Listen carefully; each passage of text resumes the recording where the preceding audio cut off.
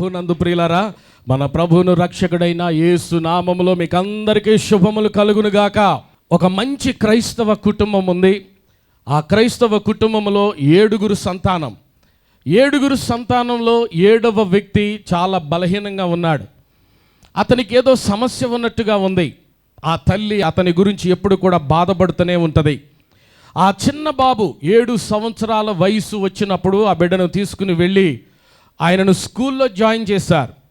ఆ స్కూల్లో కొంతకాలానికి అక్కడ ఉన్నటువంటి టీచర్లు చెప్పే మాట ఏంటంటే, ఈ బిడ్డ చదువుకోవడానికి పనికిరాడు, అతన్ని తీసుకుని వెళ్ళిపోండి, ఇతనికి చదువు రాదు, ఇతడు ఎందుకు పనికి రానివాడు అనే రీతిగా వారు మాట్లాడడం జరుగుతూ ఉంది. తల్లి చాలా బాధపడేది. ఎలాగైనా సరే బిడ్డకు మీరు చదువు నేర్పించండి అని అడగడం ప్రారంభించింది. ఆ రీతిగా దేవుని బిడ్డలరా, ఈ చిన్న బాబు 7వ సంవత్సరంలో స్కూల్లో జాయిన్ అయ్యాడు. కానీ అతనికి ఏంటో ఆ సమస్య ఏంటో, బలహీనత ఏంటో, ఆ క్లాస్లో ఉన్నప్పుడు టీచర్ టీచ్ చేస్తూ ఉన్నప్పుడు గాల్లోకి చూస్తూ అతను నవ్వుకునేవాడు. ఏంటో అర్థమయ్యేది కాదు. బయటకు వస్తే స్నేహితులు అతన్ని హేళన చేసేవారు. ఆ రీతిగా అతడు చాలా బాధపడుతూ ఉండేవాడు కూడా. ఒక రోజున తల్లికి కవర్ వచ్చింది స్కూల్ నుంచి, తొందరగా రమ్మని. తల్లి స్కూల్కు వెళితే అక్కడ ఉన్నటువంటి టీచర్ అంటుంది, ఈ అబ్బాయి మా స్కూల్లో వద్దు, ఈ అబ్బాయికి చదువు రాదు, మేమెంత ప్రయత్నం చేసినా కూడా ఇతని వల్ల కాదు, అతని ఇంటికి తీసుకుని వెళ్ళిపోండి అని పంపించేశారు. ఆ తల్లి చాలా ప్రాధేయపడింది. అయ్యా కొంచెం ఆలోచించండి, ఎలాగైనా సరే ఆ బిడ్డకు చదువు నేర్పించండి అని ప్రాధేయపడింది. కానీ ఆ స్కూల్ వారు, ఆ టీచర్ వినలే. ఇక చేసేదేమీ లేక ఆమె ఆ బిడ్డను తీసుకుని ఇంటికి వెళ్ళిపోతూ ఆమె ఆ టీచర్తో ఒక మాట అంది. ఏమందో తెలుసా? ఇక్కడున్న వారందరికంటే నా కుమారుడు చాలా ప్రయోజనకరమైన బిడ్డగా మార్చబడతాడు. ఇది నా ఛాలెంజ్. ఒకవేళ విధంగా కాకపోతే నేను క్రైస్తవరాలనే కాదు అని చెప్పింది. దేవుని బిడ్డలరా, ఆ రీతిగా వెళ్ళినటువంటి కుమారుడు తన ఇంటి దగ్గర ఆయన ప్రారంభించింది ఏంటంటే, ఆ తల్లి అతనికి నేర్పించింది ఏంటంటే బైబిల్ చదవమంది. ఇక ఆ బిడ్డ ప్రతిరోజు కూడా బైబిల్ చదువుతూ ఉన్నాడు. చదువుతూ సామెతల గ్రంథంలో ఆయన వచ్చి అనేకమైనటువంటి విషయాలు, జ్ఞానమును గురించినటువంటి విషయాలు, దేవుని యొక్క వాక్యాన్ని చదువుతూ ఉండగా కొన్ని రోజులకు సడన్గా దేవుడు దైవికమైనటువంటి జ్ఞానాన్ని ఆ బిడ్డకి అనుగ్రహించాడు. అప్పటి నుంచి కూడా ఊహించనటువంటి రీతిలో అతడు చదవక్కర్లే, దేన్నైనా చూస్తే చాలు అతని యొక్క మనసులో మెమరీగా అది ఉండిపోవడం జరుగుతూ ఉంది. అంతా చాలా ఉన్నతమైనటువంటి జ్ఞాపక శక్తిని, దైవికమైనటువంటి జ్ఞానాన్ని అతడు పొందుకున్నాడు. ఎలా పొందుకున్నాడు? దేవుని వాక్యం చదవడం ద్వారా. దేవుని బిడ్డలరా, దేవుని యందలి భయం, భక్తి దైవ జ్ఞానాన్ని తీసుకుని ఇస్తుంది నీకు. కాబట్టి ఆ రీతిగా ఆ అబ్బాయి అతడు చాలా మంచిగా దైవ జ్ఞానాన్ని పొందుకున్నటువంటి వ్యక్తిగా, జ్ఞాపక శక్తిని పొందుకున్నటువంటి వ్యక్తిగా దేవుడు ఆ వ్యక్తిని ఆశీర్వదించాడు. క్రమక్రమంగా ఆ బిడ్డ వర్ధిల్లుతున్నాడు, పెద్దవాడవుతా ఉన్నాడు. కొన్ని సంవత్సరాల తర్వాత ఆ బాబుకు ఒక ఆలోచన వచ్చింది. రాత్రులు చాలా చీకటిగా ఉంటుంది కాబట్టి ఎలాగైనా సరే ఏదో ఒక సృష్టి, ఒక వినూత్నమైనటువంటి కార్యాన్ని చేయాలి అని ఆయన ఆలోచిస్తూ ఉండగా ఓ రోజున ఆయన చర్చికి వెళ్ళాడు. తన చర్చిలో పాస్టర్ గారు యోబు గ్రంథం 28వ అధ్యాయం 3వ వచనాన్ని ఆయన మాట్లాడుతూ ఉన్నాడు. మనిషి చీకటికి అంతము కలుగ చేయుదురు అనేటువంటి మాట అతన్ని తాకింది. ఆ రోజున ఆ మీటింగ్ అయిన తర్వాత తన ఇంటికి వెళ్ళి, తన గదిలోనికి వెళ్ళి మరలా ఆ వాక్యాన్ని చదవడం ప్రారంభించాడు. ఆ వాక్యాన్ని చదువుతూ ఉన్నప్పుడు చర్చిలో పాస్టర్ గారు ఆ వాక్యాన్ని వివరించింది ఆయనకి జ్ఞాపకం వస్తూ ఉంది. చీకటి అనగా పాపము, ఆ చీకటి పారద్రోలబడాలి, పాపము పారద్రోలబడాలి. అది ఎలాగూ అనంటే ఆ ఒక్క వెలుగు ద్వారా మాత్రమే చీకటి పారద్రోలబడుతుంది.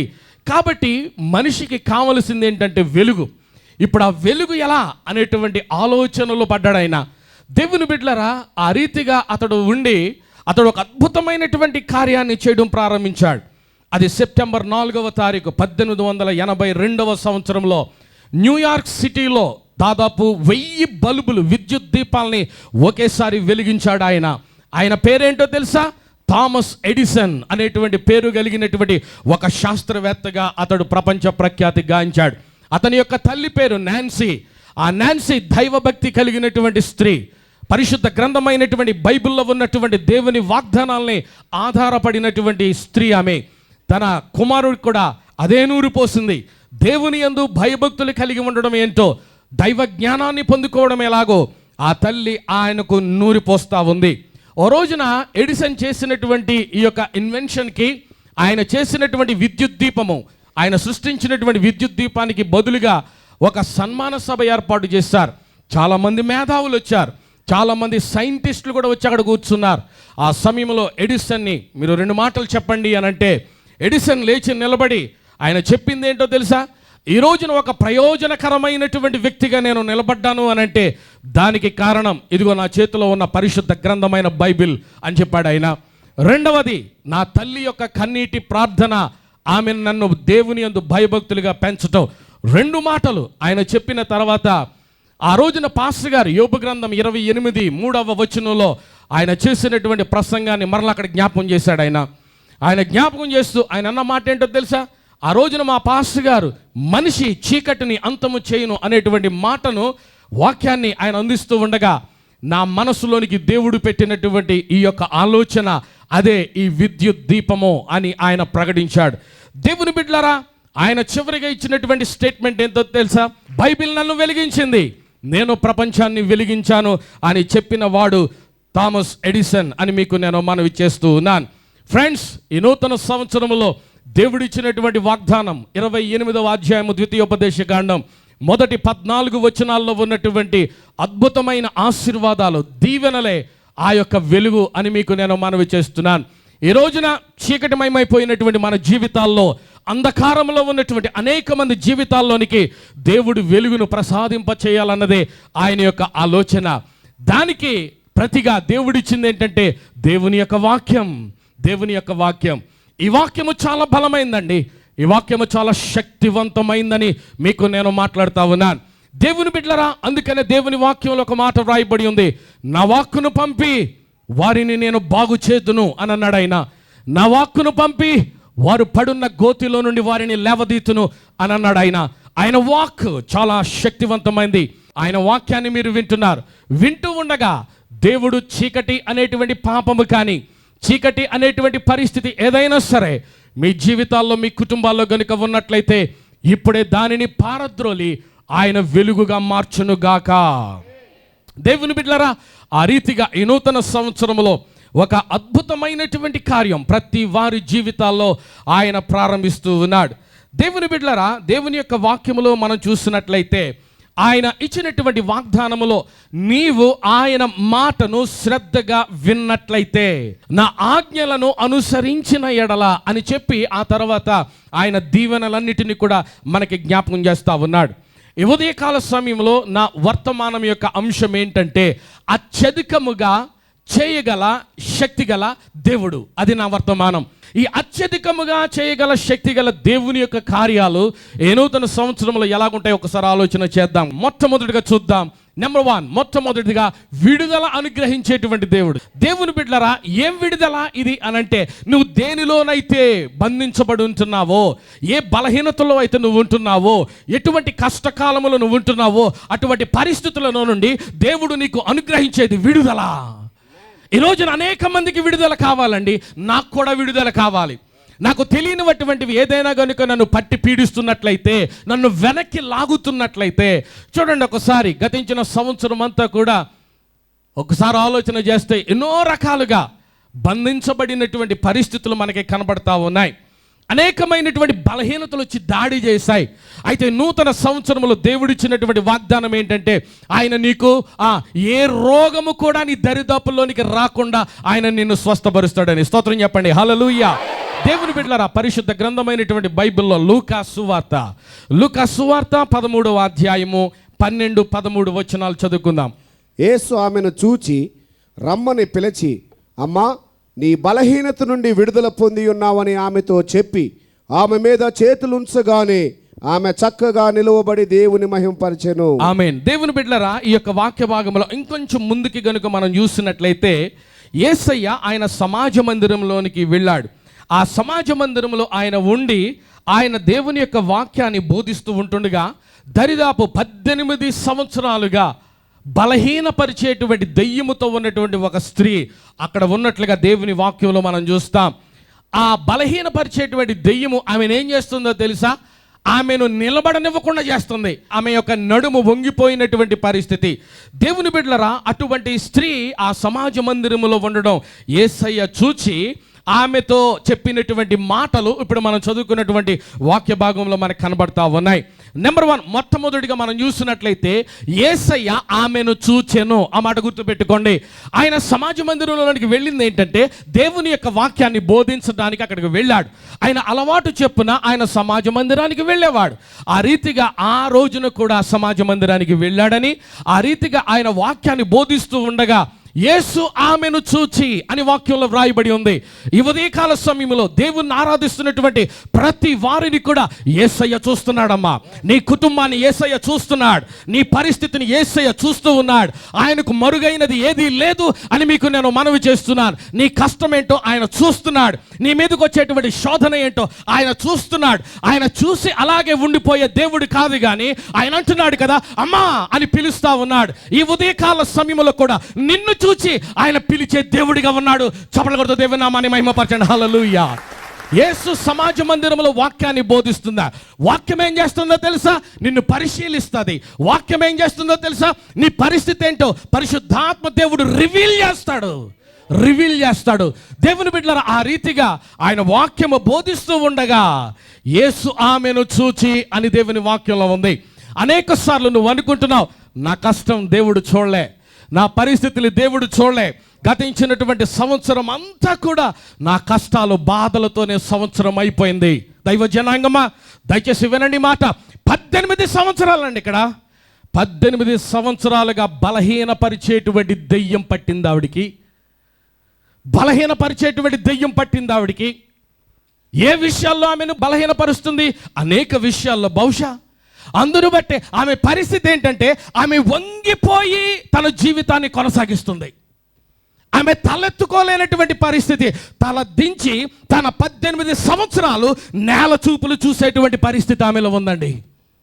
ఈ రోజున ఎవరి జీవితంలోనైనా సరే, ఎవరి పరిస్థితుల్లోనైనా సరే అలాంటి నేల చూపులు చూసేటువంటి పరిస్థితి, వంగిపోయినటువంటి పరిస్థితి, నిలబడలేనటువంటి పరిస్థితి, ఆధ్యాత్మికమైనటువంటి పతనా స్థితిలోనికి కృంగిపోతున్నటువంటి పరిస్థితి కనుక ఎవరి జీవితంలో ఉన్నట్లయితే ఈ నూతన సంవత్సరంలో దేవుని యొక్క వాగ్దానం ఏంటంటే నువ్వు నిలబడేటట్టు చేస్తాడు, నువ్వు తలెత్తేటట్టుగా చేస్తాడు ఆయన. చప్పట్లు కొడుతూ దేవుని నామాన్ని మహిమపరచండి. హల్లెలూయా. సాతానుడు ఏ మాత్రము కూడా నీ మీద దాడి చేయడానికి వీలు లేదు. 18 సంవత్సరాలు బలహీనపరిచేటువంటి దెయ్యం. ఒకవేళ యేసయ్య దగ్గరికి వెళ్ళాలి, స్వస్థత కలగాలి అని ఆమె ఆశపడినా కూడా ఆమెకు పట్టినటువంటి దెయ్యం ఆటంకం కలుగజేస్తుంది. అర్థమవుతుందా? ఆమెను ప్రతి విషయంలో కూడా వెనక్కలాగేస్తుంది, ఆమెను కృంగజేస్తుంది, ఆమెను నిరాశపరుస్తుంది. క్రీస్తులో ఆమె ఎదగకుండా చేసేటువంటి దెయ్యం పట్టినటువంటి స్త్రీ ఆమె. తద్వారా తన జీవితం అంతా కూడా వంగిపోయి నడవవలసిన పరిస్థితి, తల దించుకునే బ్రతకవలసినటువంటి పరిస్థితి. కానీ ఉదయకాల సమయంలో పరిశుద్ధాత్మ దేవుడు నీతో మాట్లాడుతూ ఉంటున్నాడు కదా, నువ్వు తల ఎక్కడైతే దించావో అక్కడే తల పైకెత్తేటట్టుగా చేస్తున్నాడు. చప్పలు కొట్టండి, గట్టిగా చప్పలు కొట్టండి. ఎక్కడైతే అవమానపరచబడ్డావో, ఎక్కడైతే హేళన చేయబడ్డావో, ఎక్కడైతే కృంగిన స్థితిలో ఉంటున్నావో ఈ ఉదయకాల సమయంలో యేసయ్యని తలెత్తేదానిగా చేస్తున్నాడు. తలెత్తుకుని నువ్వు బ్రతకాలి తప్ప క్రైస్తవుడిగా తల దించే ప్రసక్తి ఉండకూడదు. కొట్టండి చప్పట్లు గట్టిగా. Praise the lord. హల్లెలూయా. అందుకనే నేను ఎప్పుడు అంటాను, క్రైస్తవుడు ఎప్పుడు రోషముతోనే బ్రతకాలా, రోషముతోనే బ్రతకాలా. నా యేసయ్య కోసం రోషముతో బ్రతకాలా. అలా బ్రతికితే సైతాను నిన్ను ముట్టుకోవడానికి జడిసిపోతాడు, వాడు భయపడతాడు. వాడు 28వ అధ్యాయం 14 వచనాలు మీరు ఇంటికి వెళ్ళిన తర్వాత మీ యొక్క శత్రువులు మిమ్మల్ని చూసినప్పుడు భయపడుదురని వాక్యంలో ఉంది. ఆమేన్, హల్లెలూయా. యేసు ఆమెను చూచి, ఈ ఉదయకాల సమయంలో రాక్ సంఘంలో దేవుని వాక్యాన్ని వింటున్న ప్రతి వారిని కూడా యేసయ్య చూడనివ్వండి. యేసయ్య చూస్తే మన జాతకం మారిపోద్ది, మన పరిస్థితులు మారిపోతాయి. ఒకవేళ నువ్వు అనుకున్నావు కదా, ఏమండి పాస్టర్ గారు మీరు అలా చెప్తారండి, మీకేంటండి 2018 సంవత్సరం అంతా కూడా యేసు చూస్తాడా, యేసు చూస్తాడా, యేసయ్య నా వైపు చూడండి అని ఎన్నిసార్లు నేను ప్రార్థన చేశాను, కానీ యేసు నన్ను చూచినట్లుగా నాకు ఎక్కడ అనిపించలే. 2018 సంవత్సరం వెళ్ళిపోయింది, 2019 సంవత్సరం వచ్చిందని అనుకుంటున్నట్లయితే ఈ మాట నన్ను చెప్పని. ఓ రోజున యేసయ్య యెరికో మార్గము గుండా వెళ్ళిపోతా ఉన్నాడు. ఒక ఆయన అక్కడి నుంచి అరుస్తా ఉన్నాడు, దావీదు కుమారుడా నన్ను రక్షించమని అడుగుతా ఉంటే వెళ్ళిపోతున్న యేసయ్య తిరిగాడు వెనక్కి. వెళ్ళిపోతున్న యేసయ్య వెనక్కి తిరిగి వచ్చాడు. నువ్వు చేసే ప్రార్థన యేసయ్యను తిరిగి వెనక్కి తీసుకొచ్చి నీ దగ్గర నిలబెడతా. చప్పలు కొడుతూ దేవుని నామాన్ని మహిమపరచండి. ప్రైజ్ ది లార్డ్, హల్లెలూయా. వెనక్కి తిరిగి చూసే దేవుడు ఆయన, నువ్వు పిలిస్తే పలికే దేవుడు ఆయన. యేసయ్య ఆమెను చూచి ఏమన్నాడో తెలుసా? చదవండి. రమ్మని పిలిచి. యేసయ్య రమ్మని పిలిచాడంట. ఎప్పుడు కూడా నేను చాలా బిజీగా ఉన్నంత రేపు రానలేదు ఆయన. హల్లెలూయా. ఓ మీ చింత యావత్తు నా మీద వేయండి, నీ మార్గమును యెహోవాకు అప్పగింపుము, ఆయన కార్యములను నీ త్రోవలను సరళము చేస్తానంటున్నాడు.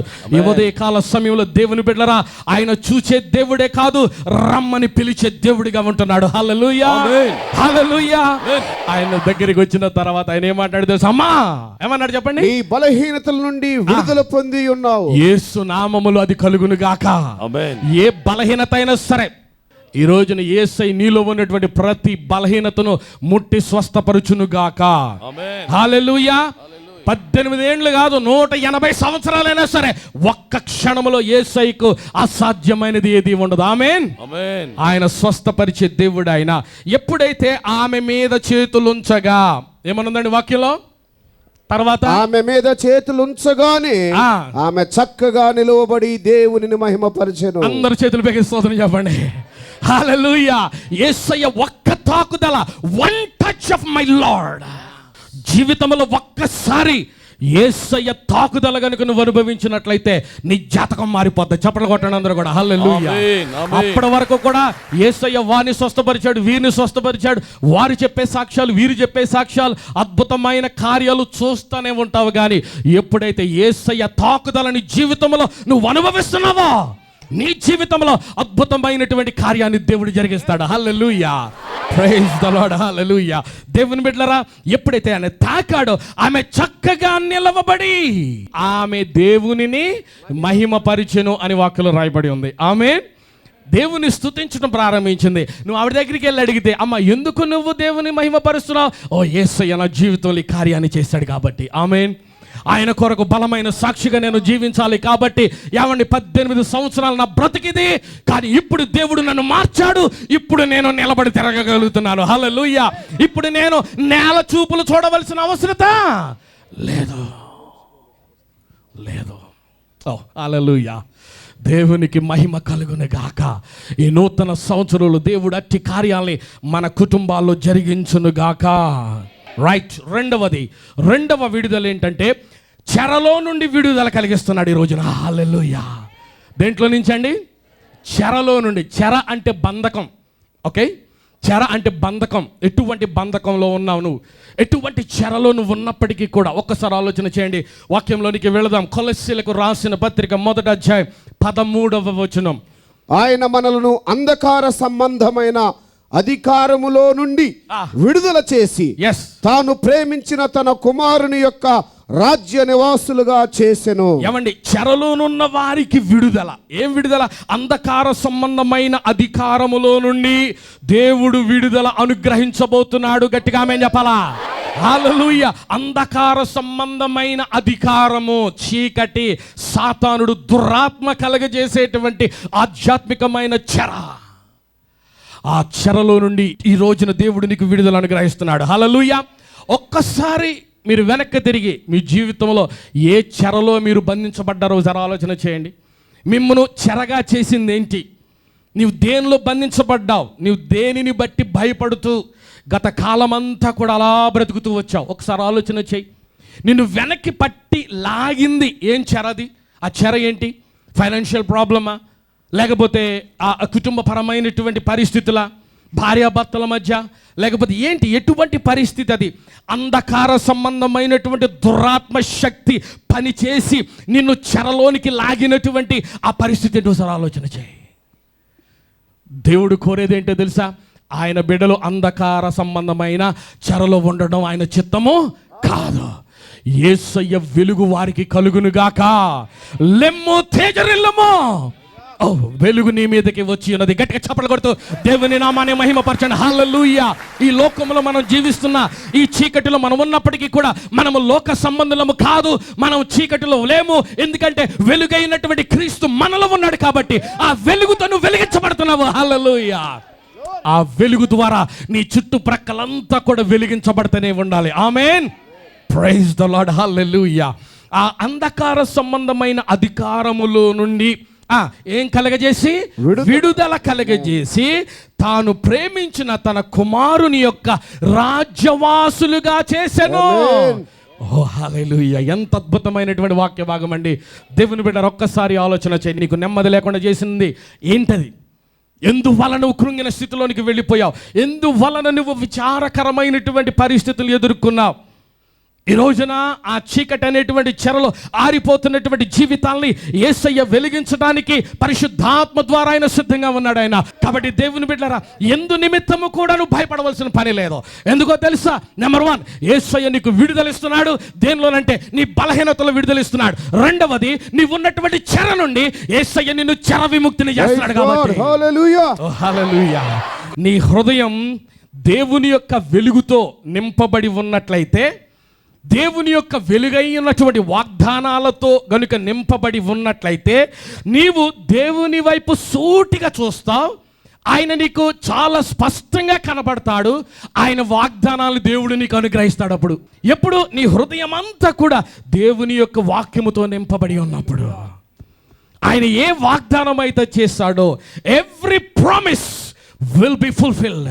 ప్రతి వాగ్దానము కూడా యేసయ్య నీ జీవితంలో నెరవేర్చనై ఉంటున్నాడు. హల్లెలూయా. కాబట్టి రెండవదిగా, చెరలో నుండి విడుదల. ఏది కూడా 2019వ సంవత్సరంలో నిన్ను పట్టి పీడించడానికి వీలు లేదు. నిన్ను చెర కలిగిన వానిగా ఉంచడానికి వీలు లేదు. ఎందుకో తెలుసా? యేసయ్య వాగ్దానం నీకు ఉంది కాబట్టి. అక్కడ స్తోత్రం చెప్పండి.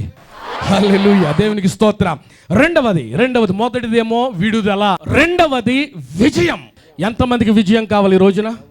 నీ కుటుంబ పరిస్థితుల్లో, నీ వ్యక్తిగతమైన పరిస్థితుల్లో యేసయ్య నాకు విక్టరీ ఇవ్వాలని కోరుతున్నానండి, దానికోసం నేను ప్రార్థన చేస్తున్నానండి అని కోరుతున్నట్లయితే ఒకసారి చేతులు పైకి గట్టిగా స్తోత్రం చెప్పాలా?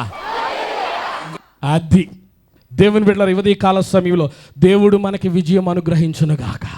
ఏమండి, మంచి తండ్రి తన పిల్లలకు మంచి బహుమానాలు ఇస్తాడా? ఇవ్వడా? చెప్పండి.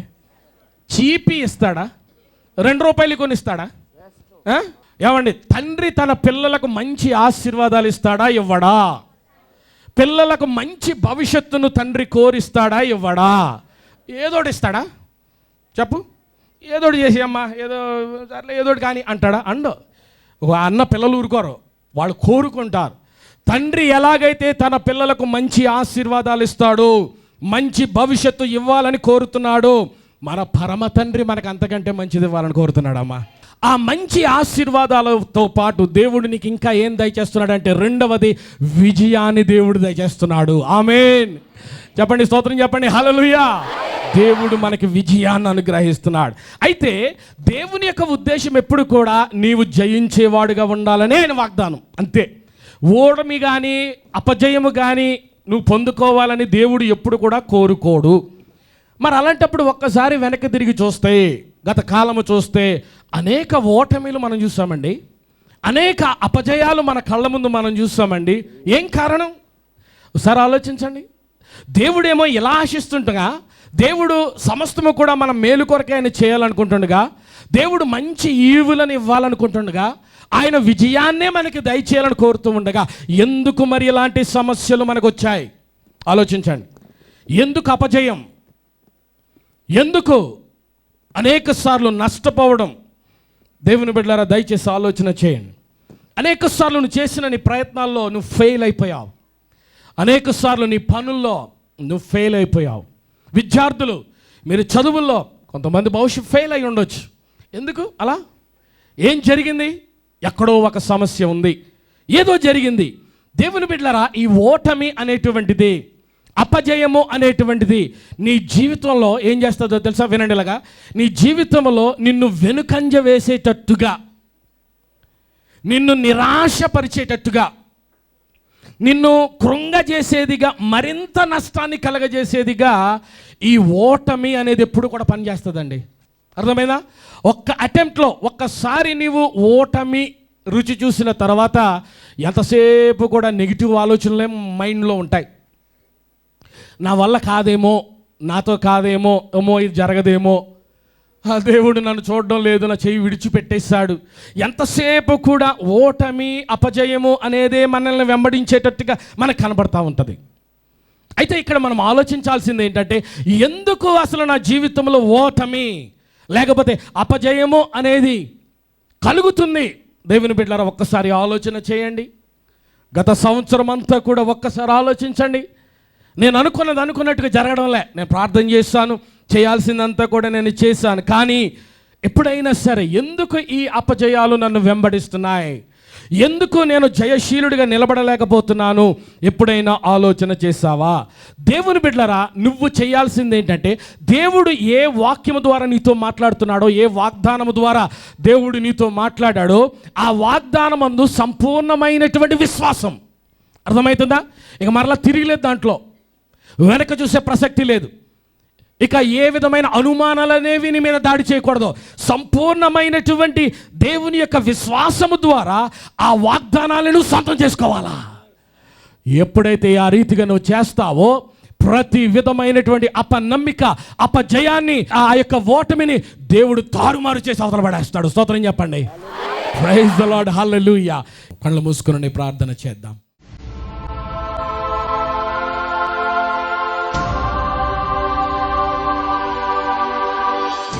పరిశుద్ధుడా, ప్రేమ కలిగిన తండ్రి, ఉదయ కాల సమయంలో ప్రభువా, నీ వాక్యం కొరకు నీకు స్తోత్రాలు యేసయ్యా. నీ వాక్యము మమ్మలను తెప్పరిల్ల చేసేది, నీ వాక్యము మమ్మలను ఉల్లసింపచేసేది నాయన. నీ వాక్యము మమ్మలను బలపరిచేది యేసయ్యా. ఆ వాక్యము ద్వారా మాతో మాట్లాడినందుకై నీకు స్తోత్రాలు చెల్లిస్తా ఉన్నాను. కూడి వచ్చిన బిడ్డలందరినీ మీరు దీవించండి. యేసు నామమున అడిగి వేడుకుంటున్నాను మా పరమ తండ్రి, ఆమేన్. వివరములకు సంప్రదించవలసిన మా చిరునామా: rock church, 10-5-7/6/1 first lancer road, Masab tank, Hyderabad 500028, Telangana రాష్ట్రం, ఇండియా. మా ఫోన్ నెంబర్లు 9890827009, 967686867260 మరియు 04023305844.